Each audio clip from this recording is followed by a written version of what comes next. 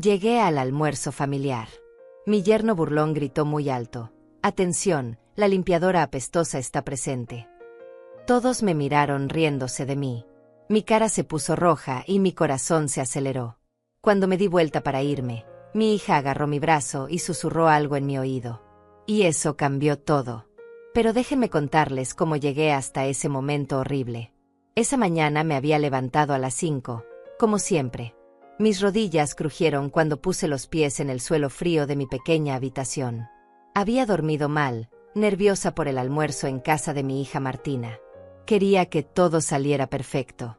Quería demostrarles que todavía servía para algo, que no era una carga, que podía contribuir con algo bonito a esa reunión familiar. Fui a la cocina y empecé a preparar el pastel de 3 leches que a Martina le encantaba desde niña. Usé mis últimos $30 para comprar los ingredientes más frescos del mercado. Leche entera, leche condensada, leche evaporada, huevos grandes, vainilla pura. Nada de productos baratos. Quería que supiera a amor, a recuerdos, a todas esas tardes en que Martina y yo éramos solo nosotras dos contra el mundo.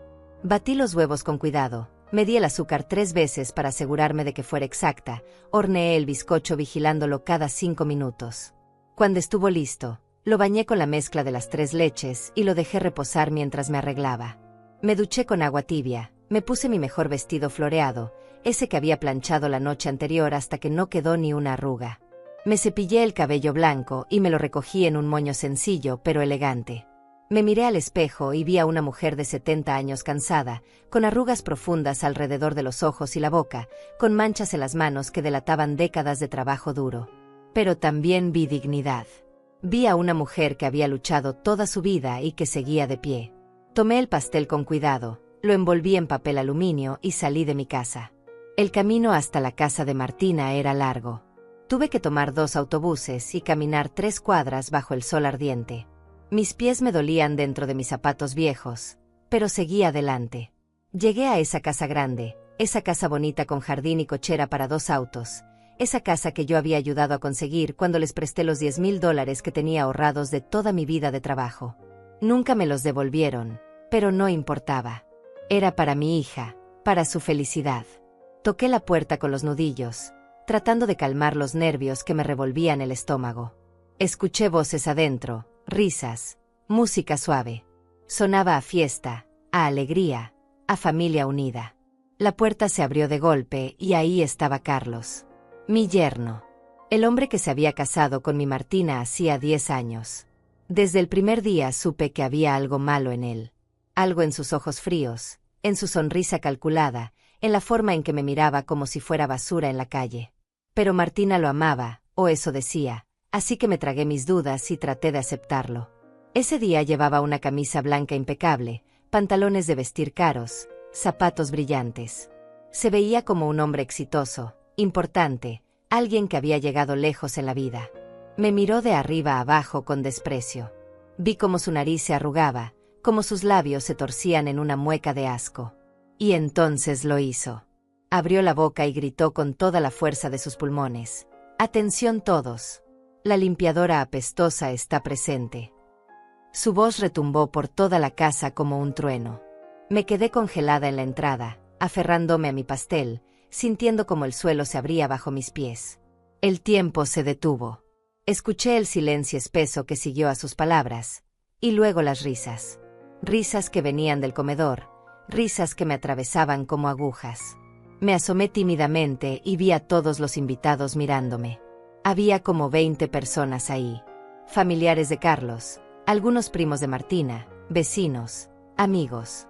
Todos con sus copas de vino en la mano, todos bien vestidos, todos perteneciendo a ese mundo del que yo claramente no formaba parte. Algunos desviaron la mirada avergonzados. Otros sonrieron incómodos, sin saber qué hacer. Pero hubo varios que se rieron abiertamente, que encontraron gracioso el comentario cruel de Carlos. Mi cara se puso roja. Sentí un calor abrasador subirme por el cuello, incendiarme las mejillas, llegarme hasta la frente.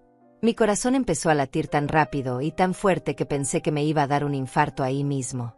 Las manos me temblaban de tal manera que casi se me cae el pastel. Miré a Carlos y él seguía ahí parado en la puerta, bloqueándome el paso, con esa sonrisa diabólica dibujada en su cara perfecta. Estaba disfrutando esto. Estaba saboreando cada segundo de mi humillación pública. «¿Qué pasa, suegrita?», me dijo con voz melosa y falsa. «¿Vienes directamente del trabajo sin bañarte? Deberías tener más consideración con los invitados». Me señaló con el dedo como si yo fuera un perro sucio que acababa de entrar arrastrando lodo. Más risas. Más miradas. Más vergüenza. Yo olía bien. Me había bañado, me había puesto loción, me había rociado ese perfume barato de rosas que compro en el mercadito. No olía a nada malo. Pero en ese momento, con todas esas personas mirándome con desprecio o lástima, empecé a dudar. Empecé a sentir que tal vez si olía mal, que tal vez si era sucia, que tal vez si era todo lo que Carlos decía que era. Sentí ganas de vomitar. Sentí ganas de correr. Sentí ganas de desaparecer de la faz de la tierra y no volver nunca más. Las lágrimas empezaron a agolparse en mis ojos, calientes y pesadas, listas para desbordarse. Pero me mordí el labio con fuerza, tan fuerte que sentí el sabor metálico de la sangre en mi boca. No iba a llorar. No les iba a dar ese gusto. No iba a permitir que me vieran quebrarme. Llevaba 70 años en este mundo lleno de golpes y traiciones. Había perdido a mi esposo, había criado a mi hija sola, había trabajado en casas ajenas limpiando pisos y baños para poder poner comida en la mesa. Había sobrevivido a cosas peores que las palabras venenosas de un hombre pequeño y cruel. Pero esto dolía diferente. Esto no era un jefe grosero o un cliente malagradecido. Esto era la familia de mi propia hija. Esto era en la casa que yo había ayudado a comprar, frente a personas que se suponía me conocían y me respetaban. Esto era la traición en su forma más pura y dolorosa. Di un paso hacia atrás, alejándome de Carlos, alejándome de esas risas, alejándome de ese lugar donde claramente yo no era bienvenida. Mis piernas apenas me sostenían. Todo mi cuerpo temblaba. Iba a darme la vuelta, iba a salir de ahí con la poca dignidad que me quedaba, iba a regresar a mi casita humilde y encerrarme para siempre. Pero entonces lo sentí. Una mano agarró mi brazo con firmeza. Me giré asustada y vi a mi hija Martina. Tenía los ojos brillantes, pero no de burla. Había algo más ahí. Algo que no pude descifrar en ese momento. Me jaló suavemente hacia ella y acercó su boca a mi oído. Su aliento tibio me rozó la piel mientras susurraba palabras que no esperaba escuchar. Mañana todo cambia, mamá. Confía en mí. Solo aguanta un poco más. Su voz temblaba de emoción contenida. Apretó mi brazo con más fuerza, como transmitiéndome su energía, su determinación. Y eso cambió todo. No entendí lo que Martina quiso decir con esas palabras, pero algo en su tono me hizo quedarme. Algo en la forma en que apretó mi brazo me dijo que había más de lo que yo podía ver en ese momento. Me tragué las lágrimas, levanté la barbilla y entré a esa casa con el pastel todavía temblando en mis manos. Carlos se hizo a un lado con una sonrisa burlona, como si mi decisión de quedarme fuera otro motivo de diversión para él. Martina me guió hasta la cocina, lejos de las miradas de los invitados. Dejé el pastel sobre la mesa con cuidado y me apoyé en la encimera porque las piernas ya no me sostenían bien. Mi hija me miró a los ojos y vi algo que no había visto en años. Determinación. Fuerza. Rabia contenida. Mamá, sé que fue horrible lo que acabas de vivir. Sé que quieres irte. Pero te pido que te quedes hoy. Solo hoy. Mañana todo va a ser diferente, te lo prometo. No me dio más explicaciones. Solo me sirvió un vaso de agua fría y me pidió que respirara hondo. Luego salió de la cocina dejándome sola con mis pensamientos revueltos y mi corazón todavía acelerado. Me quedé ahí parada, mirando ese pastel que había hecho con tanto amor, preguntándome si alguna vez en mi vida las cosas habían sido diferentes. Cerré los ojos y los recuerdos llegaron como una avalancha. Recordé cuando tenía 45 años y mi mundo se derrumbó en un instante. Mi esposo Roberto murió de un infarto masivo mientras trabajaba en la construcción. Un día estaba ahí, fuerte y saludable, haciendo planes para el futuro. Al día siguiente ya no estaba. Me dejó sola con una niña de 15 años, una casa a medio pagar y deudas que no sabía cómo enfrentar. El seguro de vida que creíamos tener resultó ser insuficiente. Apenas cubrió el funeral y algunos meses de gastos básicos. Después de eso, Quedé completamente sola frente a la tormenta. Martina lloraba todas las noches por su papá. Yo también quería llorar, quería quedarme en cama y rendirme ante el peso de la tragedia. Pero no podía. Tenía una hija que dependía de mí. Tenía que ser fuerte aunque me estuviera muriendo por dentro. Así que al mes de enviudar, salí a buscar trabajo. No tenía educación universitaria. Apenas había terminado la secundaria antes de casarme. No sabía hacer nada especializado. Pero sabía limpiar. Sabía cocinar. Sabía planchar. Sabía cuidar una casa porque había cuidado la mía durante 20 años. Conseguí mi primer trabajo como empleada doméstica en la casa de una familia rica del norte de la ciudad. Me pagaban $200 a la semana por trabajar 6 días completos. Desde las 7 de la mañana hasta las 6 de la tarde. Limpiaba 4 baños, 6 habitaciones, una cocina enorme, lavaba montañas de ropa, planchaba camisas y vestidos caros que costaban más que mi salario mensual. Mis manos se agrietaron por los químicos de limpieza.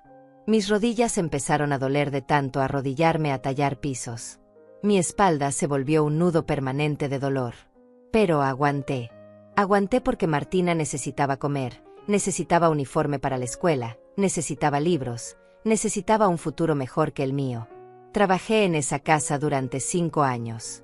Después conseguí otro trabajo en un edificio de oficinas, limpiando de noche cuando todos se iban. Me pagaban un poco más, $300 a la semana, pero tenía que trabajar desde las 10 de la noche hasta las 6 de la mañana. Llegaba a casa justo cuando Martina se despertaba para ir a la escuela. Le preparaba el desayuno con los ojos cerrados de sueño, me aseguraba de que tuviera todo lo que necesitaba, y luego me iba a dormir 4 o 5 horas antes de levantarme a hacer las tareas de la casa. Los fines de semana trabajaba limpiando casas particulares por mi cuenta. $50 por casa, a veces 70 si era muy grande o muy sucia. Nunca tuve un día libre durante 15 años. Nunca tomé vacaciones. Nunca me di el lujo de descansar o de hacer algo solo para mí. Cada centavo que ganaba iba para Martina o para la casa. Logré terminar de pagar la hipoteca cuando tenía 55 años. Ese día lloré de alegría. Finalmente teníamos un techo propio que nadie nos podía quitar. Finalmente había algo de seguridad en nuestras vidas. Martina para entonces ya había terminado la universidad. Estudió administración de empresas con una beca parcial que consiguió por sus buenas calificaciones. El resto lo pagué yo con mis ahorros. Fueron $20,000 en 4 años. Dinero que salió de mis manos agrietadas, de mis rodillas destrozadas, de mis noches sin dormir. Cuando Martina se graduó, fue el día más feliz de mi vida. La vi subir al escenario con su toga y su birrete, recibir su diploma, sonreír con esa sonrisa que iluminaba todo. Pensé que todo el sacrificio había valido la pena. Pensé que finalmente ella tendría la vida que yo nunca pude tener. Consiguió un buen trabajo en una empresa de contabilidad. Empezó a ganar bien, mucho mejor que yo en toda mi vida. Se compró ropa bonita, zapatos de marca, se arreglaba el cabello en salones caros. Se veía exitosa, segura de sí misma, feliz. Y yo estaba orgullosa.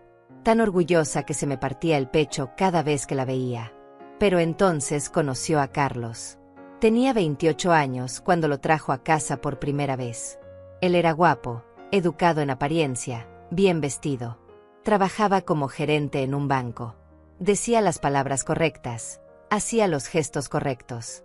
Pero algo en sus ojos me incomodó desde el principio. Había una frialdad ahí, una calculación. La forma en que miraba nuestra casa, evaluando, juzgando. La forma en que me miraba a mí, con esa mezcla de lástima y desprecio apenas disimulado. Martina estaba enamorada. Hablaba de él todo el tiempo, de lo maravilloso que era, de lo mucho que la trataba bien, de los planes que tenían juntos. Se casaron al año de conocerse. Yo pagué la mitad de la boda. $10,000 que saqué de mis ahorros de toda la vida. Quería que Martina tuviera la boda que siempre había soñado. Vestido blanco elegante, salón bonito, comida abundante, flores por todos lados. Ella se veía como una princesa ese día. Carlos se veía como el príncipe. Pero cuando me tocó bailar con mi hija, ella me susurró al oído: «Gracias por todo, mamá. Ahora vas a poder descansar. Carlos y yo vamos a cuidarte». Me hizo llorar. Pensé que finalmente podría bajar la guardia, que finalmente alguien más cargaría el peso conmigo. Al año de casados, vinieron a visitarme con una propuesta. Querían comprar una casa más grande, una casa en un barrio mejor. Necesitaban dinero para el enganche. Me pidieron prestados los $15,000 que me quedaban en el banco. Todo lo que había ahorrado en 40 años de trabajo estaba en esa cuenta. Era mi seguridad, mi respaldo por si algo malo pasaba, mi fondo para la vejez. Pero cuando vi los ojos suplicantes de Martina, cuando escuché a Carlos prometerme que me lo devolverían en 2 años con intereses, no pude negarme. Les di todo. Firmé los papeles en el banco, transferí el dinero completo y me quedé con una cuenta casi vacía. Pasaron 2 años y no me devolvieron nada. Pasaron 5 años y seguían sin mencionar la deuda. Yo no quería presionar. No quería ser esa suegra molesta que reclama dinero. Pensaba que cuando pudieran, me pagarían. Mientras tanto, seguí trabajando aunque mis huesos crujían con cada movimiento. A los 65 años tuve que dejar el trabajo de noche en las oficinas porque mi cuerpo ya no aguantaba. Me quedé solo con la limpieza de casas particulares. Ganaba apenas $800 al mes. Apenas me alcanzaba para pagar servicios, comida y medicinas. Mi presión arterial estaba alta. Mis rodillas necesitaban inyecciones cada 6 meses. Mis manos temblaban por la artritis. Martina venía a visitarme cada vez menos. Al principio era una vez por semana. Luego una vez al mes. Después cada 2 o 3 meses. Siempre con prisa, siempre con excusas. Carlos nunca venía conmigo. Decía que tenía mucho trabajo, que estaba ocupado, que no podía perder tiempo. Yo entendía. O eso me decía a mí misma. Pero en el fondo dolía. Dolía ver cómo mi hija se alejaba poco a poco, cómo esa casa grande y bonita que yo había ayudado a comprar se convertía en un lugar donde yo ya no era bienvenida. Las pocas veces que iba de visita, Carlos me trataba con una cortesía fría y distante. Como si fuera una desconocida. Como si no existiera la deuda de $15,000 que nunca pagaron. Abrí los ojos y volví al presente. Seguía en esa cocina, con mi pastel sobre la mesa y el eco de la humillación todavía resonando en mis oídos. Pero las palabras de Martina también resonaban. Mañana todo cambia. No sabía qué significaba eso. No sabía qué estaba planeando mi hija. Pero por primera vez en mucho tiempo, sentí una pequeña chispa de esperanza encenderse en mi pecho cansado. Respiré hondo y salí de la cocina con las piernas todavía temblorosas. El comedor estaba lleno de gente elegante, todos con sus copas de vino y sus platos de comida cara que yo nunca podría pagar. Me senté en una silla al final de la mesa, lo más lejos posible de Carlos. Nadie me habló. Nadie me miró. Era como si fuera invisible, como si no existiera en ese espacio lleno de risas y conversaciones animadas. Martina me trajo un plato de comida y me apretó el hombro con cariño antes de alejarse. Comí en silencio. Cada bocado sabía a ceniza en mi boca. Podía sentir la mirada de Carlos sobre mí de vez en cuando, esa mirada burlona que me quemaba la piel. Mientras comía, recordé la primera vez que sospeché que algo andaba mal con Carlos. Fue hace 3 años, cuando cumplí 67. Martina organizó una pequeña cena de cumpleaños en su casa. Solo estábamos ellos 2 y yo. Carlos estuvo raro toda la noche, demasiado amable, demasiado interesado en mi vida. Me hizo preguntas extrañas. Suegra, ¿usted tiene testamento hecho?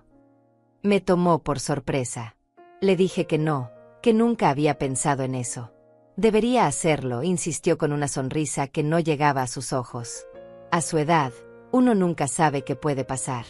Sería bueno dejar todo en orden para que Martina no tenga problemas después. Luego preguntó sobre mi casa. La casa está completamente pagada, ¿verdad? Está a su nombre. Le confirmé que sí, que había terminado de pagarla hacía años y que el título estaba a mi nombre. Vi cómo sus ojos brillaron con algo que no supe identificar en ese momento. ¡Qué bueno, suegra! Eso es un patrimonio importante. Vale como unos $150,000 en el mercado actual. ¿No cree? No entendí por qué le importaba tanto el valor de mi casa. Era mi casa, mi único bien en este mundo. El único lugar donde tenía raíces y recuerdos de cuando Roberto estaba vivo y Martina era niña. Después preguntó sobre mi pensión. ¿Cuánto recibe al mes del Seguro Social? Le dije que $1,200. No era mucho, pero con eso y los trabajos de limpieza que todavía hacía, me alcanzaba para vivir modestamente. $1,200, repitió Carlos lentamente, como calculando algo en su cabeza. Eso suma 14,400 al año. No está mal para alguien que ya no trabaja tiempo completo. Su comentario me molestó. Yo todavía trabajaba limpiando 3 casas por semana. Todavía me rompía la espalda tallando pisos y limpiando baños ajenos. No era una carga para nadie.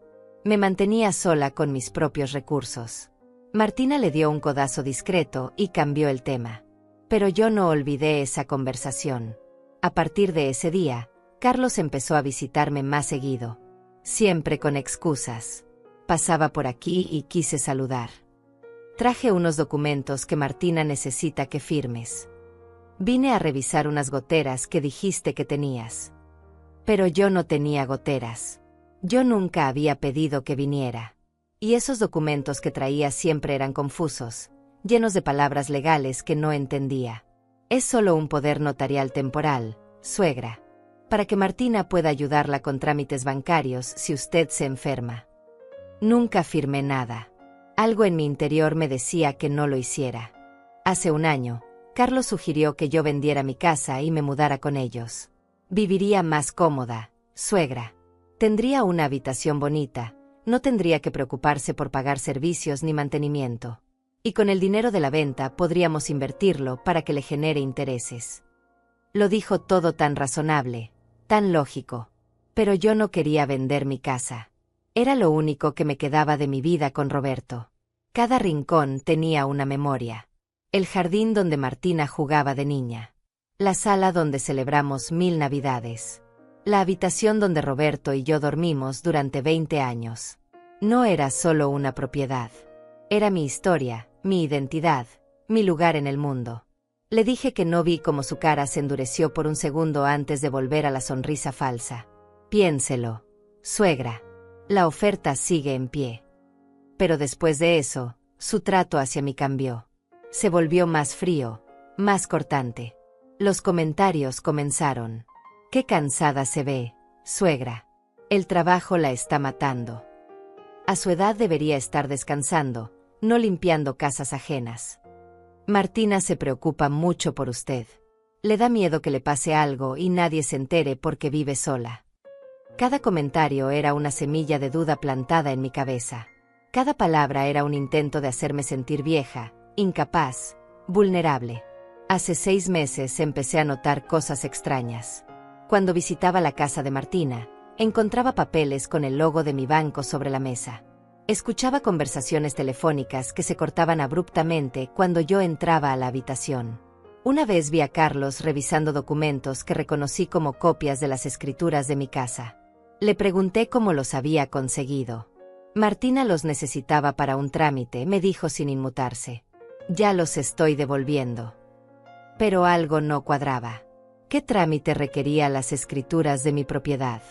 Martina me aseguró que era algo del banco, que no me preocupara, que todo estaba bien. Un día, hace 4 meses, fui al banco a cobrar mi pensión y la cajera me dijo algo que me heló la sangre. Señora Ortega, su hija estuvo aquí la semana pasada preguntando sobre los procedimientos para añadir un cotitular a su cuenta. Le expliqué que necesitaría su autorización y presencia para hacer cualquier cambio. Me quedé muda. ¿Por qué Martina querría ser cotitular de mi cuenta? ¿Por qué no me había dicho nada? Cuando la confronté esa noche por teléfono, se puso nerviosa.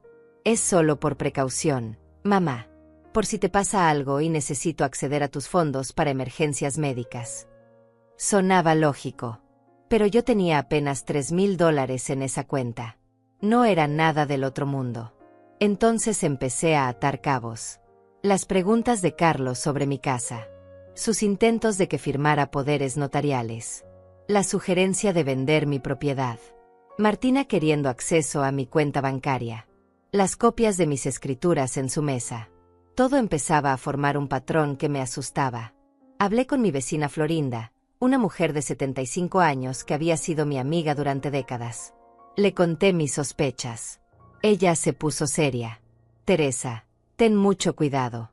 Mi prima pasó por algo similar. El yerno la convenció de firmar unos papeles que resultaron ser una transferencia de propiedad. La dejaron sin nada y la mandaron a un asilo público. Sus palabras me aterrorizaron. ¿Era posible que Carlos estuviera planeando algo así? ¿Y Martina? ¿Mi propia hija estaría involucrada en un plan para quitarme todo? No quería creerlo.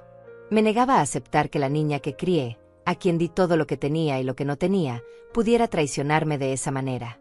Pero las señales estaban ahí, claras como el agua. Intenté hablar con Martina en privado hace 2 meses. Hija, necesito que seas honesta conmigo. ¿Carlos está planeando algo con mi casa? ¿Por qué tanto interés en mis propiedades y mi dinero? Ella se ofendió. Mamá, ¿cómo puedes pensar eso? Carlos solo quiere ayudarte. Solo quiere que estés bien cuidada en tu vejez. Pero no me convenció. Su voz sonaba ensayada, como si estuviera repitiendo palabras que alguien más le había enseñado. Decidí ser más cuidadosa. Guardé todos mis documentos importantes en una caja fuerte que compré por $100. Puse candado a mi habitación cuando salía de casa. Dejé de aceptar invitaciones a la casa de Martina. Me distancié un poco, necesitaba pensar, necesitaba protegerme. Pero eso solo empeoró las cosas. Carlos empezó a llamarme por teléfono con más frecuencia. Suegra, Martina está muy triste porque ya no la visita. ¿Hicimos algo malo? Está molesta con nosotros. Su tono era dulce, pero había veneno debajo. Hace un mes recibí una llamada de un abogado. Decía que Martina lo había contratado para ayudarme a organizar mis asuntos legales sin costo para mí. Me ofreció una cita gratuita para hacer mi testamento y arreglar la sucesión de mi propiedad. Es importante que todo quede claro, señora Ortega. Así su hija no tendrá problemas cuando usted falte. Le dije que lo pensaría y colgué. Nunca llamé de vuelta. Esa noche no pude dormir. Las piezas del rompecabezas encajaban de una forma horrible. Carlos no quería ayudarme. Carlos quería mi casa. Quería mi pensión. Quería todo lo que yo tenía. Y estaba usando a Martina para conseguirlo. Volví al presente y miré a Carlos al otro lado de la mesa. Estaba riendo con unos invitados, contando alguna anécdota con su típica arrogancia. Se veía tan seguro de sí mismo, tan confiado, como si ya hubiera ganado, como si yo fuera solo un obstáculo menor en su camino hacia lo que quería. Sentí rabia, una rabia caliente y oscura que me subió desde el estómago hasta la garganta. Pero las palabras de Martina resonaban en mi cabeza. Mañana todo cambia. Tal vez mi hija no era parte del problema. Tal vez ella había visto lo mismo que yo. Tal vez había un plan que yo todavía no conocía. Me aferré a esa esperanza como un náufrago se aferra a un pedazo de madera en medio del océano. El almuerzo continuó con una lentitud dolorosa. Yo seguía sentada en mi rincón, invisible para todos excepto para Carlos, quien de vez en cuando me lanzaba miradas cargadas de desprecio. Los invitados hablaban de cosas que no me importaban. Viajes caros a Europa, autos nuevos, restaurantes exclusivos. Un mundo completamente ajeno al mío, donde yo limpiaba los pisos por los que ellos caminaban sin siquiera mirar hacia abajo. Cuando terminaron el plato principal, Martina trajo mi pastel de 3 leches a la mesa. Lo había decorado con fresas frescas y crema batida. Se veía hermoso, un tributo de amor de una madre a su hija. Pero antes de que pudiera servir el primer pedazo, Carlos habló con esa voz fuerte que tenía cuando quería ser el centro de atención. Ay, suegrita, no debió haberse molestado. Con lo cara que está la leche ahora, seguro gastó todo lo que tenía en este postre. Se rió como si hubiera dicho algo gracioso. Algunos invitados se rieron con él. Yo apreté los puños debajo de la mesa. No era el comentario en sí lo que dolía, era la intención detrás. Era el recordatorio constante de que yo era pobre, de que cada cosa que hacía era un esfuerzo económico, de que mi lugar en ese mundo de gente adinerada era el de la sirvienta, no el de la familia. Martina cortó el pastel con manos temblorosas y sirvió pedazos generosos a todos. Cuando probaron el primer bocado, varios invitados hicieron comentarios amables. Está delicioso. Qué suave y húmedo. Se nota que lo hizo con amor. Esos comentarios me calentaron el corazón por un segundo. Pero Carlos no probó su pedazo. Lo movió con el tenedor, hizo una mueca de desagrado y lo empujó a un lado del plato. Demasiado dulce para mi gusto. Además, no me gusta comer cosas hechas en cocinas que no conozco. Uno nunca sabe en qué condiciones se preparan. El silencio cayó sobre la mesa como una piedra pesada. Algunos invitados dejaron de comer, incómodos. Otros siguieron como si no hubieran escuchado nada. Yo sentí que algo se rompía dentro de mí. Había aguantado sus insultos, sus humillaciones, su desprecio constante. Pero atacar la comida que había preparado con tanto amor, insinuar que mi cocina era sucia, que yo era descuidada, eso era demasiado. Me levanté de la silla con las piernas temblorosas. Todos me miraron. Iba a decir algo, iba a defenderme por primera vez en mi vida. Pero Martina me tomó de la mano y me llevó hacia la cocina otra vez. Mamá, por favor. Solo un poco más. Te lo suplico. Su voz estaba cargada de urgencia. Había lágrimas en sus ojos. Asentí porque no tenía fuerzas para pelear con ella también. Me quedé en la cocina el resto del almuerzo. Escuchaba las conversaciones distantes, las risas, los brindis. Me sentía como un fantasma en la casa que yo había ayudado a comprar. Después de un rato, Martina entró con una joven hermosa de unos 22 años. Tenía el cabello negro largo y los ojos color café claros de su padre. Era Valentina, mi nieta, a quien apenas había visto en los últimos 2 años. Abuela, me dijo con voz suave mientras me abrazaba fuerte. Lamento mucho lo que te hizo ese desgraciado.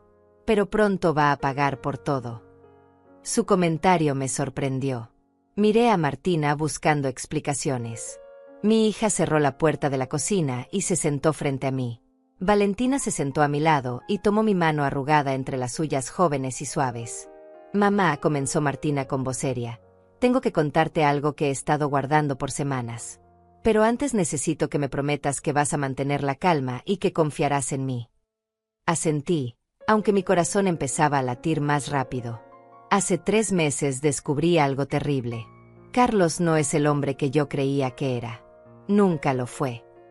Su voz se quebró un poco. Encontré documentos escondidos en su oficina. Papeles con tu nombre, con la dirección de tu casa, con números de tus cuentas bancarias. Me quedé helada. ¿Qué clase de documentos?, pregunté con un hilo de voz. Martina sacó su teléfono y me mostró fotografías. Eran copias de contratos, poderes notariales ya redactados esperando solo mi firma, solicitudes de préstamos usando mi casa como garantía. Él está planeando quitarte todo, mamá. Tu casa, tu pensión, tus ahorros. Todo. Las palabras me golpearon como martillazos. Encontré conversaciones en su computadora con un abogado corrupto. Discutían formas de declararte mentalmente incompetente para que yo pudiera tomar control de tus bienes como tu única heredera. Y luego Carlos tomaría control de todo a través de mí. Valentina apretó mi mano. Yo lo descubrí antes que mamá, abuela. Escuché a papá hablando por teléfono hace como 4 meses. Decía cosas horribles sobre ti. Que eras un estorbo. Que tenías una casa que valía dinero y una pensión decente que se estaba desperdiciando. Que había que acelerar las cosas porque no sabía cuánto tiempo más vivirías. Las lágrimas rodaban por mis mejillas. Mi propia nieta había escuchado esas palabras venenosas. Le conté a mamá lo que había oído. Al principio no me creyó. Defendió a papá. Pero le pedí que investigara por su cuenta. Y cuando encontró esos documentos, supo que yo decía la verdad. Martina continuó con voz temblorosa. Quise confrontarlo de inmediato. Mamá. Quise echarlo de la casa y denunciarlo. Pero Valentina me convenció de que esperáramos, de que juntáramos pruebas primero. Porque si lo acusaba sin evidencia sólida, él iba a negarlo todo y tal vez hasta lograría voltear la situación en su favor. Mi hija se limpió las lágrimas con el dorso de la mano. Así que durante estos 3 meses hemos estado reuniendo todo. Cada conversación, cada documento, cada movimiento sospechoso. Valentina ha grabado conversaciones usando su teléfono escondido. Yo he fotografiado todos los papeles que encuentro. Hemos hablado con un abogado honesto que nos está ayudando. No podía creer lo que estaba escuchando. Mi hija no me había traicionado. Mi hija me estaba protegiendo. ¿Pero por qué no me dijiste nada antes?, pregunté entre sollozos. Porque Carlos te vigila, mamá. Cada vez que vas a tu casa, él manda a alguien a seguirte. Tiene amigos en el banco que le informan si haces movimientos extraños con tu cuenta. Tiene contactos en oficinas gubernamentales que le avisarían si intentaras cambiar algo legalmente. No podíamos arriesgarnos a que sospechara que estábamos en su contra. Tenía que seguir creyendo que todo marchaba según su plan. Valentina sacó una pequeña grabadora de su bolsillo. Abuela, tengo más de 20 horas de audio grabado. Conversaciones donde papá habla con sus cómplices sobre cómo manipular documentos, cómo convencerte de firmar papeles, cómo eventualmente internarte en un asilo público barato para quedarse con tu casa y rentarla. Es asqueroso. Es criminal. Y vamos a exponerlo. Mi nieta tenía fuego en los ojos. Una determinación que me recordó a mí misma cuando era joven y luchaba por sobrevivir con Martina pequeña. El plan es simple. Mañana hay una reunión familiar grande. Es el cumpleaños del hermano de Carlos. Estarán sus padres, sus hermanos, sus tíos, todos los que siempre lo han tratado como si fuera perfecto. Martina tomó el control de la explicación. Durante esa reunión vamos a exponer todo. Vamos a poner los audios para que todos escuchen exactamente qué clase de hombre es Carlos. Vamos a mostrar los documentos que planeaba usar para robarte. Y tenemos a un abogado presente que va a explicar las implicaciones legales de todo esto. Carlos no solo va a quedar expuesto socialmente. Va a enfrentar cargos criminales por intento de fraude patrimonial y abuso financiero a una persona mayor. La rabia en la voz de mi hija era palpable.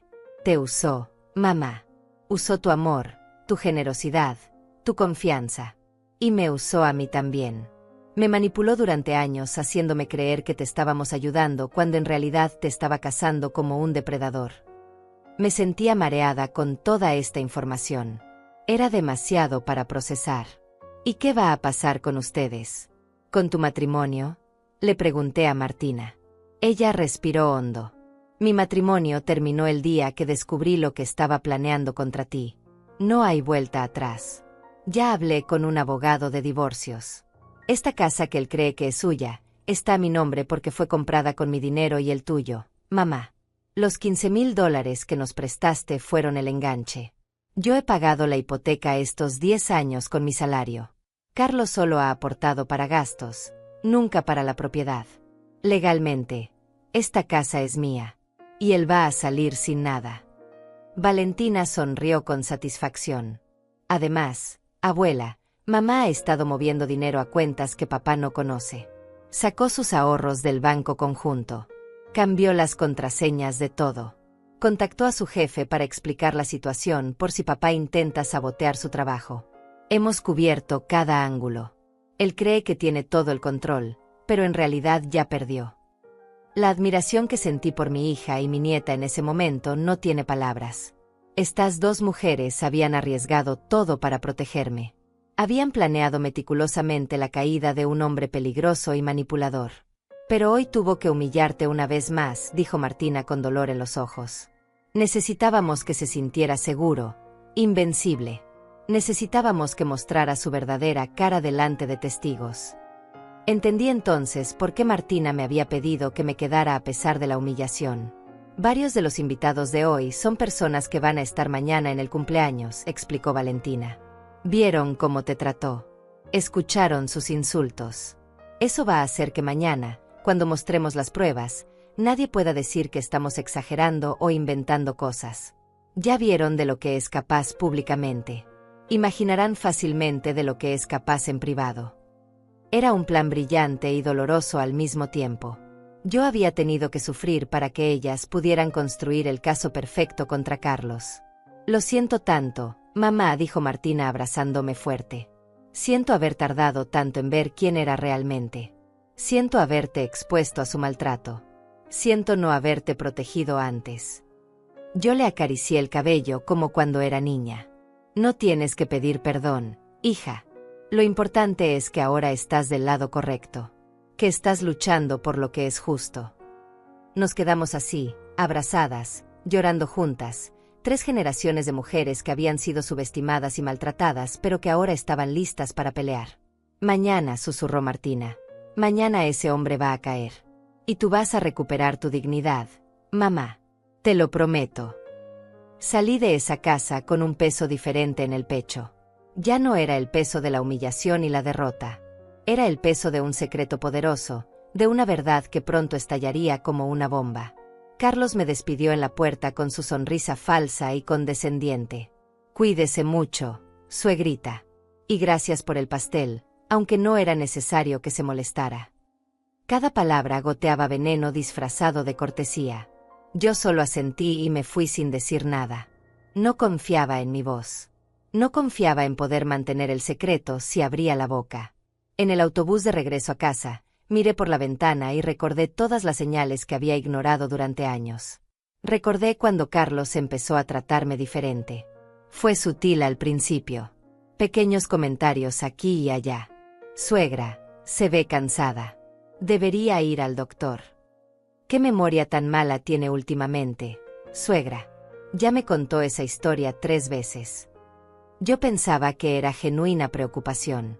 Ahora entendía que estaba sembrando la idea de que yo estaba decayendo mentalmente, de que estaba perdiendo facultades. Lo hacía frente a otros familiares, frente a vecinos, frente a cualquiera que pudiera servir como testigo futuro de mi supuesta incompetencia. Era una estrategia calculada y cruel. Recordé la vez que me caí en su casa hace un año. Resbalé en el piso de la cocina que acababa de trapear. Me golpeé la cadera y me salió un moretón enorme. Carlos insistió en llevarme al hospital. Pensé que era amable, pero ahora me daba cuenta de que necesitaba un reporte médico de mi caída, evidencia que pudiera usar para argumentar que yo era propensa a accidentes, que no podía vivir sola de manera segura. En el hospital llenó formularios como si fuera mi responsable legal. Le dio al doctor información exagerada sobre supuestos episodios de confusión que yo nunca había tenido. Yo estaba tan adolorida y marcada que no presté atención a lo que decía. Recordé cuando me regaló un teléfono celular nuevo hace 6 meses. Para que estemos comunicados, suegra. Este tiene mejor señal y es más fácil de usar. Yo agradecí el regalo. Mi teléfono viejo apenas funcionaba. Pero ahora me preguntaba si ese teléfono tenía algo instalado para rastrearme o escuchar mis conversaciones. Martina me había dicho que Carlos me vigilaba. ¿Cómo lo hacía si no? Sentí un escalofrío pensando en todas las llamadas privadas que había hecho desde ese teléfono, todas las conversaciones con Florinda donde expresaba mis dudas sobre él. Recordé el día que Carlos apareció en mi casa con un cerrajero. Suegra, encontré a este señor que cambia cerraduras por muy buen precio. Déjelo instalar chapas nuevas para que esté más segura. Yo acepté porque las cerraduras viejas efectivamente no funcionaban bien. Pero Carlos supervisó todo el trabajo. Se quedó con un juego de llaves por si hay una emergencia y necesitamos entrar. En ese momento me pareció razonable. Ahora me daba cuenta de que había querido tener acceso a mi casa cuando él quisiera, para revisar mis documentos, para buscar información que pudiera usar en mi contra. Llegué a mi casita y cerré la puerta con llave. Me apoyé contra la madera vieja y respiré hondo. Miré alrededor de mi hogar humilde. Los muebles viejos que había comprado de segunda mano. Las cortinas desteñidas por el sol. Las fotografías en las paredes de Roberto cuando estaba vivo, de Martina en su graduación, de Valentina de bebé. Este lugar no era elegante ni moderno, pero era mío. Cada centímetro de estas paredes había sido pagado con mi sudor y mis lágrimas. Y ese hombre había querido quitármelo. Había planeado robarme no solo mi propiedad, sino mi dignidad, mi libertad, mi derecho a envejecer en el lugar que yo había construido con tanto esfuerzo. Esa noche no pude dormir. Daba vueltas en la cama pensando en todo lo que Martina y Valentina me habían revelado. Pensaba en los audios que tenían grabados, en las conversaciones donde Carlos hablaba de mí como si fuera un objeto en su camino, un obstáculo que había que remover. Pensaba en el abogado corrupto con quien había conspirado, en los documentos falsificados listos para mi firma, en el plan de declararme incompetente mentalmente. Era como una película de terror, excepto que era mi vida real. Era mi familia. Era el hombre que dormía al lado de mi hija cada noche. Me levanté a las 3 de la mañana y me preparé un té de manzanilla. Me senté en la mesa de la cocina donde tantas veces me había sentado con Roberto a planear nuestro futuro. Ay, Roberto, susurré a la nada, si vieras en lo que se convirtió nuestra vida. Si supieras que el hombre que nuestra hija eligió resultó ser una serpiente. Sentí ganas de llorar, pero no salieron lágrimas. Ya había llorado demasiado en los últimos años. Ya había gastado todas mis lágrimas en noches solitarias preguntándome dónde había fallado como madre, por qué mi hija se alejaba de mí, por qué me sentía tan sola en mi propia familia. Pero ahora sabía la verdad.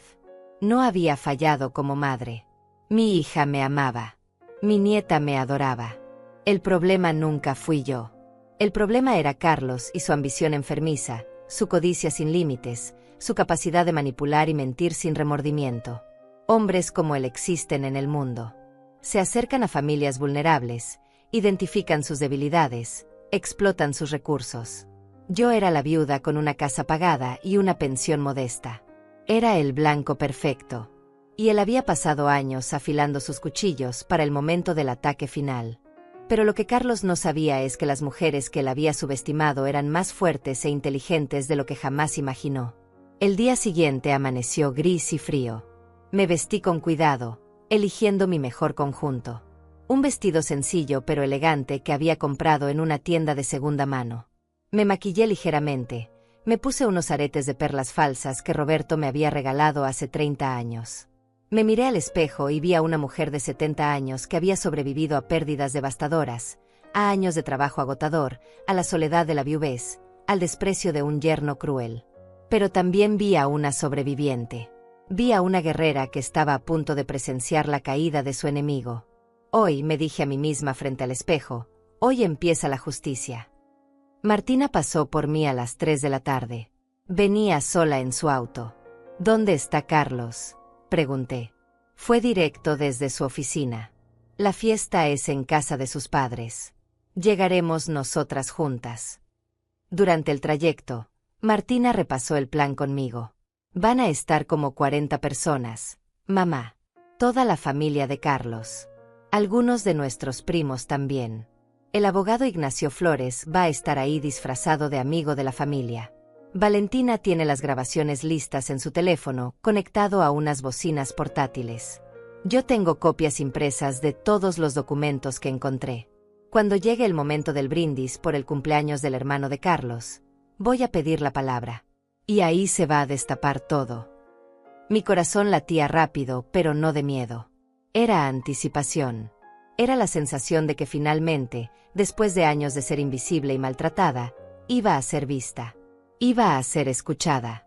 Y el hombre que había intentado destruirme iba a pagar por cada insulto, cada humillación, cada plan malvado que había tejido en la oscuridad.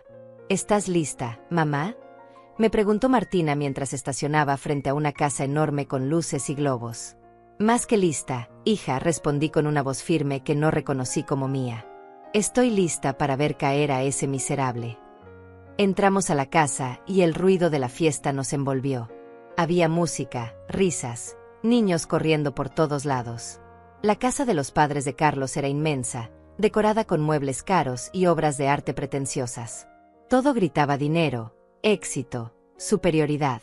Vi a Carlos al fondo del salón, rodeado de hombres en trajes elegantes, contando alguna historia con gestos exagerados. Cuando me vio entrar, su sonrisa se congeló por un segundo. Luego recuperó la compostura y me saludó desde lejos con un movimiento de mano condescendiente. No se acercó. No hizo ningún esfuerzo por darme la bienvenida. Yo era solo la suegra pobre, la presencia incómoda que había que tolerar. La madre de Carlos, una mujer alta y delgada con cirugías plásticas evidentes, se acercó a saludarnos. Martina, querida, qué bueno que viniste. Luego me miró a mí con una sonrisa forzada. Señora Ortega. Ni siquiera usó mi nombre. Solo un título frío y distante. Hay comida en el comedor. Sírvanse lo que gusten. Nos despidió con un gesto de la mano, como quien despide a la servidumbre. Martina apretó mi brazo con fuerza. Aguanta, mamá. Pronto estas personas van a ver quién eres realmente. Nos dirigimos a una esquina del salón donde había menos gente. Valentina apareció minutos después, vestida con un vestido bonito, cargando un bolso grande. Ya está todo listo, susurró mi nieta mientras se sentaba junto a nosotras. Ignacio ya llegó. Está hablando con el tío de papá haciéndose pasar por un colega del banco. Miré discretamente hacia donde señalaba y vi a un hombre de unos 50 años, cabello gris, traje formal, que conversaba animadamente con otros invitados. Nadie sospecharía que era un abogado esperando el momento para desenmascarar a un criminal. Las bocinas están en mi bolso, continuó Valentina. Son pequeñas pero potentes. Cuando llegue el momento, las voy a sacar y conectar mi teléfono. Tengo la primera grabación lista para reproducir. El tiempo pasaba con una lentitud tortuosa. Yo apenas probé la comida que me sirvieron. Mi estómago estaba hecho un nudo. Observaba a Carlos moverse por la fiesta como un pavo real, recibiendo palmadas en la espalda, risas cómplices, admiración de sus familiares. Era el hijo exitoso, el esposo perfecto, el hombre que había llegado lejos. Nadie sabía que detrás de esa fachada impecable se escondía un depredador sin escrúpulos. Pero pronto lo sabrían. Pronto todo ese castillo de mentiras se vendría abajo y yo estaría ahí para verlo desmoronarse. Carlos se acercó a nuestra mesa cerca de las 6 de la tarde. Traía una copa de whisky en la mano y esa sonrisa arrogante que tanto odiaba. Suegrita, qué alegría que haya venido. Pensé que después de ayer estaría cansada. Su tono era burlón. Varios familiares que estaban cerca escucharon el comentario y sonrieron. Ayer tuvo un almuerzo en nuestra casa, explicó Carlos a sus primos. La pobre llegó tan cansada del trabajo que parecía arrastrarse. A su edad ya no debería estar limpiando casas ajenas. Es triste verla así. Hablaba de mí como si yo no estuviera presente, como si fuera un objeto de lástima y vergüenza. Uno de sus primos, un hombre gordo con corbata roja, me miró con compasión falsa. Es verdad, señora. A su edad debería estar descansando. Mis padres ya tienen 70 y hace años que no trabajan. Viven tranquilos con su pensión. Carlos aprovechó la oportunidad. Eso le he dicho 1000 veces. Pero es terca. No acepta ayuda de nadie.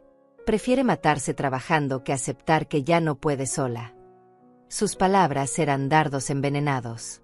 Estaba pintándome como una anciana orgullosa y difícil, incapaz de aceptar la realidad.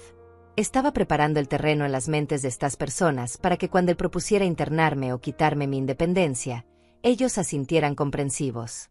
Sentí la mano de Martina apretar la mía debajo de la mesa. Me estaba pidiendo que me mantuviera callada, que no mordiera el anzuelo. Respiré hondo y bajé la mirada. Carlos tomó mi silencio como sumisión y sonrió satisfecho. Bueno, disfruten la fiesta. Se alejó contoneándose, victorioso. El primo de la corbata roja me dio una palmadita en el hombro. No se preocupe, señora. Carlos es un buen hombre. Estoy seguro de que cuida bien de usted y de su hija. Si supiera la verdad detrás de ese buen hombre, pronto lo haría. Pronto todos lo harían. A las 7 en punto trajeron el pastel de cumpleaños del hermano de Carlos. Era un pastel enorme de 3 pisos decorado con fondant y flores de azúcar. Nada que ver con mi humilde pastel de 3 leches de ayer. Cantaron las mañanitas con voces desafinadas y alegres. El hermano sopló las velas mientras todos aplaudían. Luego el padre de Carlos, un hombre mayor de aspecto severo, pidió silencio golpeando su copa con una cuchara. Familia, amigos, gracias por estar aquí celebrando con nosotros. Quiero hacer un brindis por mi hijo Antonio, que cumple 45 años hoy. Un hombre trabajador, honesto, un ejemplo para todos. Todos levantaron sus copas. Yo no tenía copa. Nadie me había servido vino ni champán. Era invisible incluso en los brindis. El padre de Carlos continuó hablando sobre los logros de Antonio, sobre sus valores, sobre el orgullo que sentía como padre. Cuando terminó su discurso, hubo aplausos. Entonces Carlos pidió la palabra. Papá, familia, yo también quiero decir algo. Quiero agradecer a mi hermano Antonio por ser siempre un ejemplo de integridad. Y quiero aprovechar para hablar de otro tema importante. Mi corazón se aceleró. ¿Qué estaba haciendo? Esto no estaba en el plan. Carlos me señaló con su copa. Como saben, mi suegra Teresa está aquí con nosotros. Tiene 70 años y todavía trabaja limpiando casas porque no tiene otra opción. Martina y yo hemos estado pensando mucho en cómo ayudarla. Hemos considerado que se mude con nosotros, pero la casa no es lo suficientemente grande. Hizo una pausa dramática. Así que hemos estado explorando otras opciones. Hay un lugar muy bonito, un hogar para personas mayores, donde podría estar bien cuidada, con atención médica las 24 horas, actividades recreativas. Un lugar donde no tendría que preocuparse por nada. El silencio en el salón era denso. Todos me miraban. Algunos con lástima, otros con aprobación hacia Carlos por ser tan considerado. Yo sentí que el piso se abría bajo mis pies. Estaba usando esta fiesta para empezar a sembrar la idea públicamente. Estaba preparando a su familia para el día en que me quitara mi casa y me internara en algún asilo barato. Y lo estaba haciendo frente a todos, pintándose como el héroe generoso que cuida de su suegra desvalida. La rabia hirvió en mis venas. Miré a Martina y vi que estaba pálida, con los puños apretados. Pero había algo más en su expresión. Había determinación. Había llegado el momento. Martina se levantó de su silla bruscamente. El sonido de la silla arrastrándose por el piso captó la atención de todos. «Carlos», dijo mi hija con voz fuerte y clara, «antes de que sigas hablando de planes para mi madre, creo que hay algunas cosas que toda tu familia necesita escuchar». Carlos la miró confundido. «¿De qué hablas, amor? Esto puede esperar». Pero Martina negó con la cabeza. «No, no puede esperar. De hecho, ya esperó demasiado. Valentina, por favor». Mi nieta sacó las bocinas de su bolso y las colocó sobre la mesa. Conectó su teléfono con manos temblorosas pero decididas. «¿Qué es esto?», preguntó Carlos con una risa nerviosa. «Martina, no es el momento para juegos». Pero mi hija lo ignoró. Se paró en el centro del salón donde todos podían verla. Familia, amigos, lo que están a punto de escuchar es la verdad sobre el hombre que conocen como Carlos Pérez. El hombre que mi madre y yo conocemos de una manera muy diferente. Carlos dio un paso hacia ella. «Martina, basta. No sé qué te pasa, pero esto es ridículo». Su voz había perdido la suavidad. Ahora sonaba dura, amenazante. Pero era demasiado tarde. Valentina presionó el botón de reproducir y la voz de Carlos llenó el salón. La voz de Carlos salió de las bocinas con una claridad perfecta. «Mira, la vieja tiene una casa que vale como $150,000 en el mercado. Está pagada completamente. Y recibe $1,200 al mes de pensión. Eso es dinero que se está desperdiciando». Era una conversación telefónica. Se escuchaba la voz de otro hombre al otro lado. «¿Y cómo piensas hacerlo?». Carlos se rió con una risa fría que me heló la sangre. «Es fácil. La vieja ya está senil. Olvida cosas, se confunde. Voy a conseguir que un doctor certifique que no está en sus facultades mentales. Luego Martina obtiene el poder legal sobre ella como única hija. Y yo manejo todo a través de Martina». El silencio en el salón era absoluto. Todos estaban congelados mirando las bocinas como si fueran una bomba a punto de explotar. Carlos había perdido todo el color de la cara. «Esto es falso», tartamudeó. «Es una grabación editada. Esto es ilegal». Pero nadie le prestó atención porque la grabación continuaba. «¿Y si la hija no coopera?», preguntó la otra voz. Carlos soltó una risa despectiva. «Martina hace lo que yo le digo. La tengo comiendo de mi mano desde hace años. Es débil, sentimental. Va a firmar lo que sea que le ponga enfrente si le digo que es para ayudar a su mamá». Martina tenía lágrimas rodando por sus mejillas, pero se mantuvo firme. Valentina le tomó la mano en apoyo. La grabación seguía. «Una vez que tenga control de las propiedades, vendo la casa.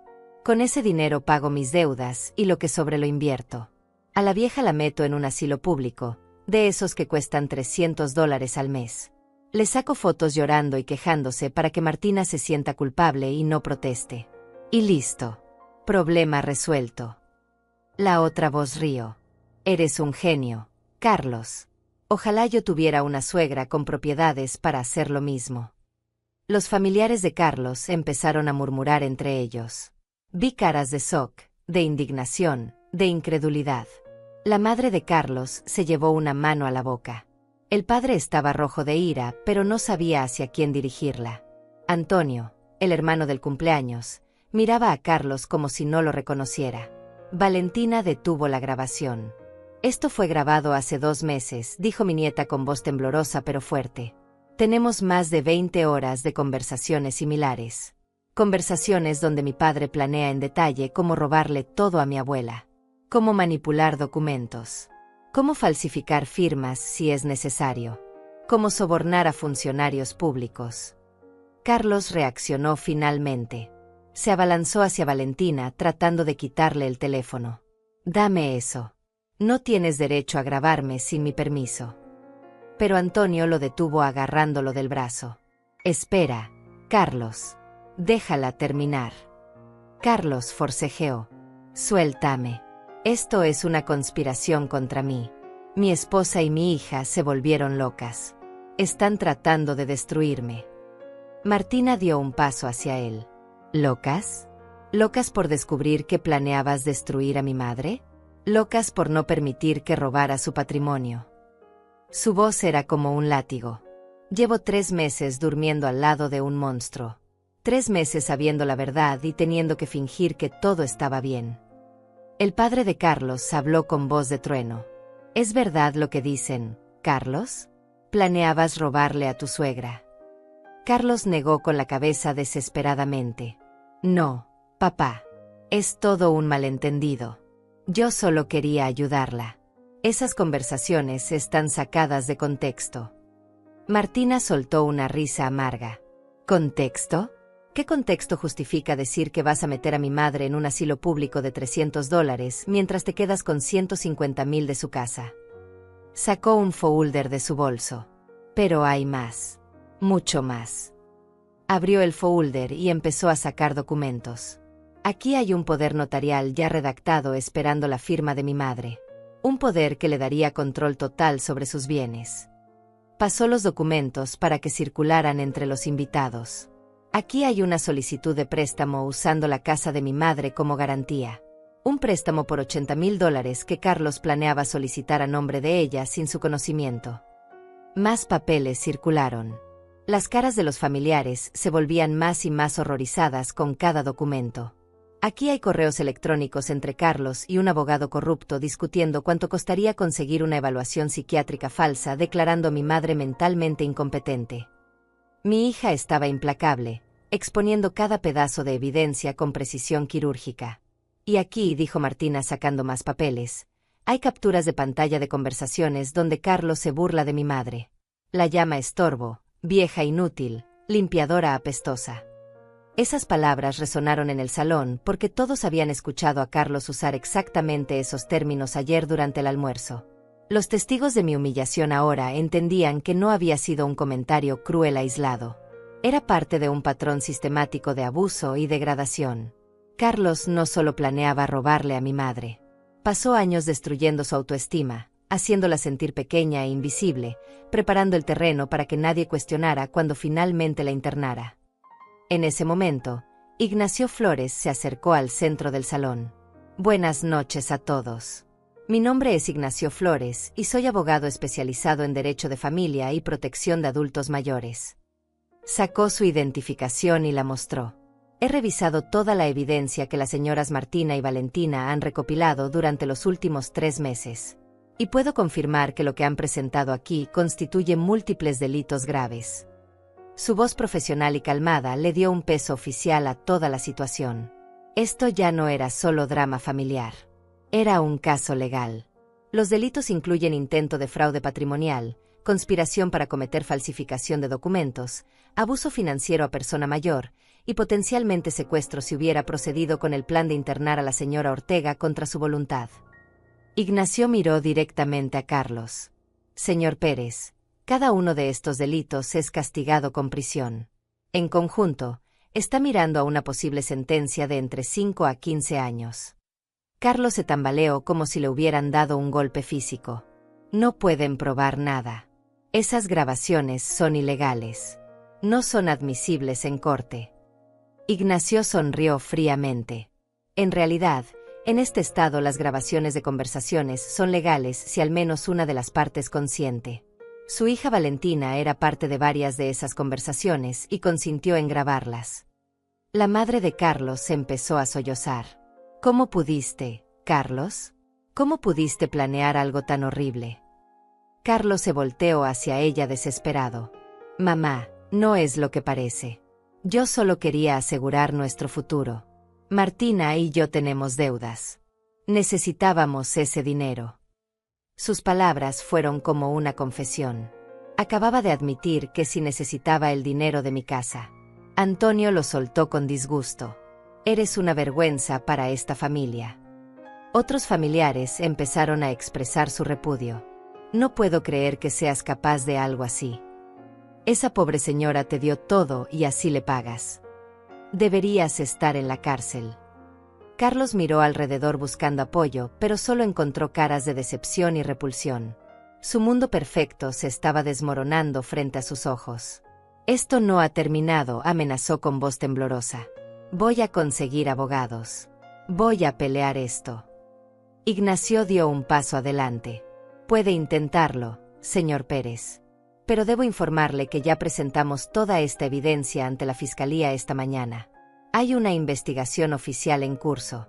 Y considerando la gravedad de los delitos y el riesgo de fuga, es probable que haya una orden de arresto emitida en las próximas 48 horas. El color drenó completamente de la cara de Carlos. Martina se acercó a él. Por un momento pensé que iba a consolarlo. Pero en cambio le habló con una voz dura como el acero. Quiero el divorcio. Y no vas a recibir ni un centavo de mí. Esta casa donde vivimos es legalmente mía porque fue comprada con el dinero que mi madre me prestó y con mis pagos mensuales. Tú nunca contribuiste a la propiedad. Solo a gastos corrientes. Así que no tienes derecho a nada. Carlos intentó tocarla, pero ella se alejó. No me vuelvas a tocar jamás. Me das asco. Usaste mi amor para intentar destruir a mi madre. No hay perdón para eso. Me levanté temblando de mi silla. Todos los ojos se volvieron hacia mí. Durante años había sido invisible en estas reuniones. Pero ahora finalmente me veían. Realmente me veían. Caminé hacia Carlos y lo miré directo a los ojos. Él trató de sostener mi mirada, pero no pudo. Bajó la vista avergonzado. Carlos Pérez, dije con una voz que no sabía que tenía. Intentaste quitarme lo único que me quedaba en este mundo. Mi casa, comprada con 40 años de limpiar pisos ajenos. Mi dignidad, ganada con sacrificios que tú nunca podrías entender. Pero fallaste. Porque subestimaste a las mujeres de esta familia. Carlos seguía con la mirada clavada en el suelo, incapaz de enfrentar mis ojos. Todo su poder, toda su arrogancia, se habían evaporado. Era un hombre pequeño y cobarde expuesto ante el mundo. Durante años me hiciste sentir insignificante, continué con voz firme. Me humillaste frente a otros. Me llamaste sucia, apestosa, inútil. Todo para prepararme mentalmente para el día en que me quitarías todo. Pero no contabas con que mi hija te estuviera observando. No contabas con que mi nieta fuera lo suficientemente valiente para grabarte. No contabas con que nosotras tres, las mujeres que despreciabas, fuéramos más inteligentes que tú. Valentina vino a mi lado y me tomó del brazo con cariño. Martina se colocó del otro lado. Las tres juntas, 3 generaciones de mujeres que habían sido subestimadas, ahora de pie frente al hombre que había intentado destruirnos. Abuela, dijo Valentina con voz clara para que todos escucharan, quiero que todos aquí sepan quién eres realmente. No eres una limpiadora apestosa como este hombre te llamó. Eres una mujer que quedó viuda a los 45 años y en lugar de rendirte, trabajaste 3 empleos simultáneamente para criar sola a tu hija. Pagaste una casa completa con tus propias manos. Mandaste a mi madre a la universidad vendiendo hasta tus joyas de matrimonio. Martina continuó. Mi madre me dio todo lo que no tuvo. Me regaló educación, oportunidades, un futuro. Cuando me casé, me prestó sus ahorros de toda la vida, $15,000 que nunca le devolví porque este hombre los gastó en tonterías. Mi madre nunca reclamó, nunca exigió. Solo siguió trabajando, siguió luchando, siguió siendo la mujer más fuerte que conozco. Las lágrimas corrían libremente por las mejillas de mi hija. Y yo fui tan ciega que no vi durante años cómo este miserable la trataba. Me avergüenzo de haber tardado tanto en protegerla. Los familiares de Carlos estaban en silencio. Algunos de los que se habían reído de mí el día anterior ahora miraban al suelo avergonzados. La madre de Carlos se acercó a mí con los ojos rojos de llorar. Señora Ortega, no tengo palabras para disculparme por mi hijo. Lo que planeo hacer es imperdonable. Si hay algo que yo pueda hacer para compensar aunque sea un poco el daño. Su voz se quebró. Yo la miré y vi a una madre destrozada por las acciones de su hijo. Usted no tiene la culpa de lo que él eligió ser, le dije con suavidad. Pero gracias por sus palabras. Ignacio habló nuevamente. Señor Pérez, le recomiendo encarecidamente que contrate un abogado criminal lo antes posible. La Fiscalía va a proceder con los cargos basándose en la evidencia presentada. También le informo que se ha emitido una orden de restricción temporal. No puede acercarse a la señora Teresa Ortega ni a su propiedad a menos de 200 metros. Violar esta orden resultará en arresto inmediato. Carlos finalmente levantó la vista. Había lágrimas en sus ojos, pero no supe si eran de arrepentimiento genuino o solo de autocompasión. Yo no quería que llegara tan lejos. Solo necesitaba dinero. Tengo deudas. El banco me está presionando. Antonio, su hermano, dio un paso adelante. ¿Entonces la solución era robarle a una anciana de 70 años? ¿Destruir a la madre de tu esposa? Carlos, te conozco desde que naciste y nunca pensé que serías capaz de algo tan vil. El padre de Carlos habló con voz cargada de decepción. Has traído vergüenza a esta familia. No esperes nuestro apoyo en esto. Vas a enfrentar las consecuencias de tus acciones solo. Carlos miró a su familia buscando aunque sea una cara amigable, pero solo encontró rechazo. Su mundo entero se había derrumbado en menos de una hora. Martina sacó unos papeles de su bolso. Estas son las demandas de divorcio. Las presenté esta mañana. También incluí una orden de desalojo. Tienes 72 horas para sacar tus pertenencias de mi casa. Después de eso, cualquier cosa que dejes será donada o tirada a la basura. Carlos la miró con desesperación. Martina, por favor. Podemos hablar de esto. Podemos ir a terapia. Puedo cambiar. Mi hija soltó una risa seca. ¿Terapia? ¿Para un hombre que pasó años planeando robarle a mi madre? No hay terapia que arregle eso. No hay vuelta atrás. Lo nuestro terminó el día que decidiste que tu ambición era más importante que mi familia. Carlos intentó un último recurso. Se volteó hacia mí con expresión suplicante. Suegra, usted es una mujer buena, cristiana. Puede perdonar. Puede decirles que retiren los cargos. Yo le pagaré todo lo que le debo. Le devolveré los $15,000 con intereses. Solo déles una oportunidad de hablar conmigo, de entender mi situación. Me miró con esos ojos que había usado tantas veces para manipular, para conseguir lo que quería. Pero ya no funcionaban. Yo había visto su verdadero rostro. Había escuchado sus palabras venenosas en esas grabaciones. Había visto los documentos que planeaba usar para destruirme. Carlos, dije con calma, durante años te abrí mi corazón. Te consideré mi familia. Cuando te casaste con mi hija, te recibí con amor a pesar de mis dudas. Te presté dinero que nunca reclamé. Te di mi confianza. Y tú usaste todo eso contra mí. Planeaste quitarme mi casa, la casa donde viví con mi esposo fallecido, donde crié a mi hija, donde están todos mis recuerdos. Planeaste meterme en un asilo barato para olvidarme ahí mientras gastabas mi dinero. No hay perdón para eso. No porque yo no pueda perdonar, sino porque tú no mereces ser perdonado. El silencio que siguió a mis palabras fue absoluto. Carlos se desmoronó en una silla, con la cabeza entre las manos. Algunos de sus familiares empezaron a retirarse de la fiesta, incómodos con la situación. Otros se quedaron murmurando entre ellos, procesando lo que acababan de presenciar. La fiesta de cumpleaños se había convertido en un juicio público y el acusado había sido declarado culpable por unanimidad. Antonio se acercó a mí y me estrechó la mano. Señora Ortega, lamento profundamente lo que mi hermano intentó hacerle. Si necesita cualquier cosa, cualquier ayuda, por favor no dude en pedirla. Otros familiares de Carlos que tenían algo de decencia se acercaron a disculparse, a expresar su solidaridad conmigo.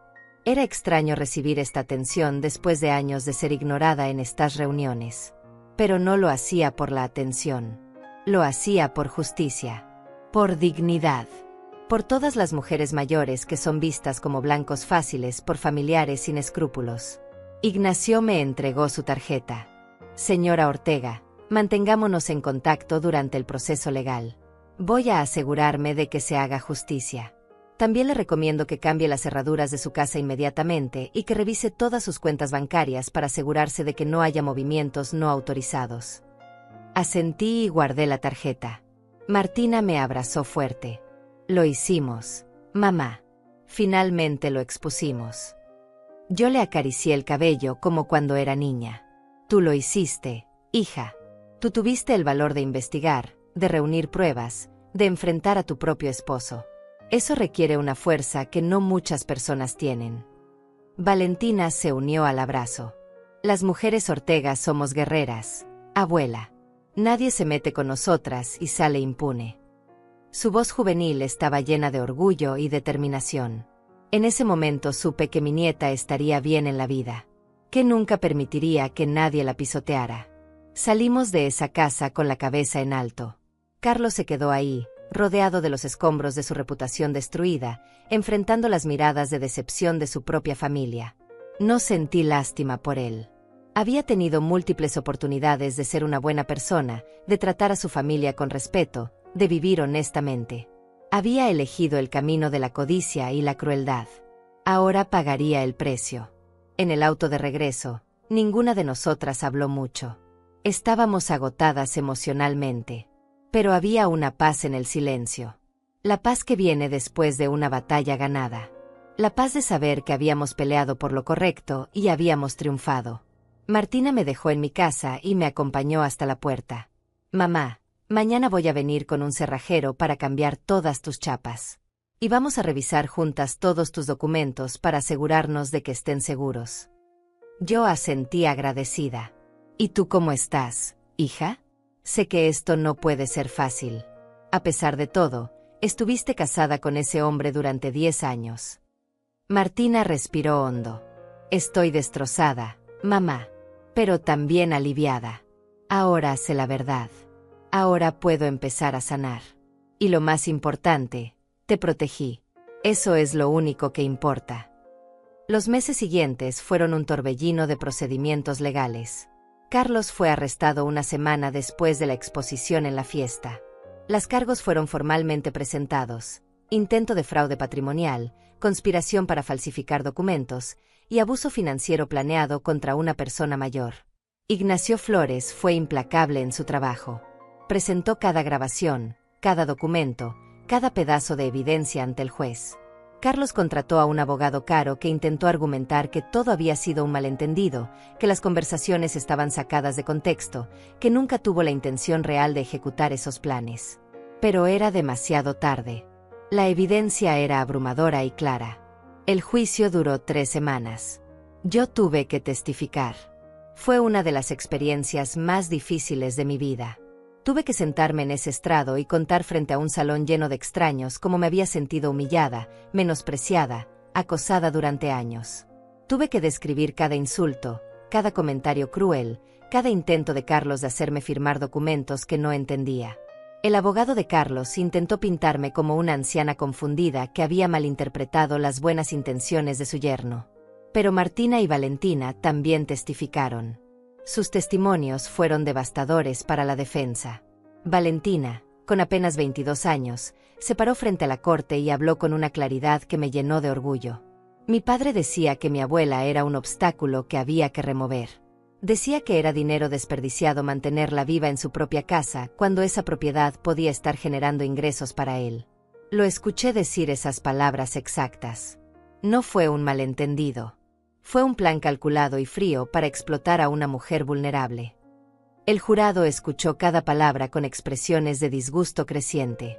Martina lloró durante su testimonio mientras describía cómo había descubierto los documentos, cómo se había sentido traicionada no solo como esposa sino como hija. El veredicto llegó un viernes gris de octubre. Culpable en todos los cargos. Carlos fue sentenciado a 8 años de prisión, con posibilidad de libertad condicional después de 5 si demostraba buena conducta. También fue obligado a pagar una multa de $50,000 y a cubrir todos los costos legales del proceso. Su licencia para trabajar en instituciones financieras fue revocada permanentemente. Su reputación quedó destruida. Los periódicos locales cubrieron el caso con titulares que decían: ejecutivo bancario condenado por planear robar a su suegra anciana. Su nombre se volvió sinónimo de traición familiar y codicia. El divorcio de Martina se finalizó 2 meses después del veredicto. Ella no pidió nada de él porque él no tenía nada que ofrecer. La casa donde habían vivido era legalmente de ella, comprada con mis $15,000 de enganche y sus pagos mensuales durante 10 años. Carlos salió de ese matrimonio sin un centavo, sin una propiedad, sin nada más que una sentencia de prisión esperándolo. Martina vendió esa casa porque no soportaba los recuerdos. Con el dinero compró una casa más pequeña, pero acogedora cerca de la mía. Finalmente podíamos ser vecinas, estar cerca la una de la otra como debió haber sido siempre. Valentina terminó su carrera universitaria en Administración de Empresas con honores. Consiguió un trabajo excelente en una firma de contabilidad donde ganaba casi $3,000 al mes. Se mudó con Martina para ayudarle con los gastos mientras su mamá se recuperaba emocionalmente del divorcio. Las dos venían a visitarme casi todos los días. Tomábamos café en mi pequeña cocina y hablábamos de todo y de nada. Martina estaba en terapia, procesando años de manipulación emocional que no había reconocido mientras estaba dentro de la relación. Lentamente, mi hija volvía a ser la mujer fuerte y segura que yo había criado. Yo también hice cambios en mi vida. A mis 70 años decidí finalmente retirarme completamente. Dejé los trabajos de limpieza que todavía hacía. Mi cuerpo me lo agradeció. Mis rodillas dejaron de dolerme tanto. Mis manos empezaron a sanar de las grietas causadas por décadas de químicos de limpieza. Con mi pensión de $1,200 mensuales y sin la presión de ayudar financieramente a Martina, podía vivir modestamente pero con dignidad. Cambié todas las cerraduras de mi casa como Ignacio había recomendado. Puse mis documentos importantes en una caja fuerte que solo yo podía abrir. Me aseguré de que todo estuviera en orden legalmente. También hice algo que nunca pensé que haría. Escribí un testamento claro y detallado con la ayuda de Ignacio. En él especifiqué que mi casa y cualquier ahorro que tuviera al momento de mi muerte irían completamente a Martina. Pero también incluí cláusulas de protección. Si Martina se volvía a casar, la propiedad se mantendría únicamente a su nombre, separada de cualquier sociedad conyugal. Nadie más podría tocar lo que yo había construido con mi sudor. También dejé algo especial para Valentina, las joyas que me quedaban de mi matrimonio con Roberto y $5,000 que logré ahorrar en estos últimos meses al no tener gastos médicos ni de trabajo. Un año después del juicio, recibí una carta de Carlos desde la prisión. Martina me la entregó con expresión preocupada. No tienes que leerla si no quieres, mamá. Pero decidí hacerlo. La carta era larga, llena de disculpas que sonaban huecas y justificaciones que no justificaban nada. Carlos explicaba que había crecido en una familia donde el éxito financiero lo era todo, que había sentido presión por mantener un estilo de vida que no podía pagar, que había tomado malas decisiones por desesperación. Terminaba pidiendo perdón y suplicando que intercediera para reducir su sentencia. Leí la carta 2 veces y luego la guardé en un cajón. No respondí. No había nada que decirle. El perdón es algo personal y complejo. Tal vez algún día, cuando esté muy vieja y cerca del final de mi vida, encontraré en mi corazón espacio para perdonarlo. Pero no sería por él. Sería por mí, para liberarme de cualquier amargura restante. Pero ese día todavía no llegaba y tal vez nunca llegaría. Y estaba en paz con eso. No todo tiene que ser perdonado para poder seguir adelante. A veces la justicia es suficiente. A veces proteger lo que es tuyo es suficiente. 2 años después del juicio, en una tarde soleada de primavera, estaba sentada en el jardín de mi casa cuando Martina y Valentina llegaron con una sorpresa. Mamá, abuela, queremos mostrarte algo. Martina sacó su teléfono y me mostró un video. Era un documental corto que Valentina había producido como proyecto universitario. Se llamaba Las Guerreras Silenciosas y contaba nuestra historia. Contaba sobre mujeres mayores que son vistas como blancos fáciles por familiares codiciosos. Contaba sobre la importancia de proteger a nuestros ancianos, de valorar su dignidad, de reconocer que tienen derechos que nadie puede quitarles. El documental usaba nuestra historia como ejemplo, pero protegía nuestras identidades con nombres falsos y caras borrosas. Había sido aceptado en varios festivales de cine estudiantiles. Valentina lo había hecho para crear conciencia, para que otras familias estuvieran alertas a las señales de abuso financiero contra personas mayores. Quiero que tu historia ayude a otros, abuela. Quiero que las mujeres como tú sepan que no están solas, que pueden pelear, que pueden ganar. Las lágrimas rodaban por mis mejillas mientras veía el video. Mi dolor, mi lucha, mi victoria, ahora servirían para proteger a otros. Nada podía hacerme sentir más orgullosa. Hoy tengo 72 años. Mi cabello es completamente blanco. Mis manos están marcadas por décadas de trabajo duro. Mi espalda está un poco encorvada. Pero camino con la frente en alto. Vivo en mi casa, la casa que pagué con mi propio esfuerzo y que nadie pudo quitarme. Martina viene a almorzar conmigo todos los domingos. Valentina me visita entre semana y me cuenta sobre su trabajo, sus sueños, sus planes. Tengo una vida simple, pero llena de amor verdadero. Aprendí que la familia no es solo la sangre. Es quien está a tu lado cuando todo se derrumba. Es quien pelea por ti cuando no puedes pelear por ti misma. Si hay algo que quiero que otras mujeres aprendan de mi historia es esto. Nunca permitan que nadie las haga sentir insignificantes. Su valor no está determinado por su edad, por su cuenta bancaria, por su nivel educativo. Su valor está en su dignidad, en su historia, en las batallas que han sobrevivido. Protejan sus documentos, conozcan sus derechos, desconfíen de quien muestra demasiado interés en sus propiedades. Y si tienen hijos o nietos buenos que los aman de verdad, aférrense a ellos. Ellos son su verdadera riqueza. Yo perdí años sintiéndome pequeña y asustada. Pero al final, con la ayuda de mi hija y mi nieta, recuperé mi voz. Recuperé mi poder. Y nadie me lo volverá a quitar jamás.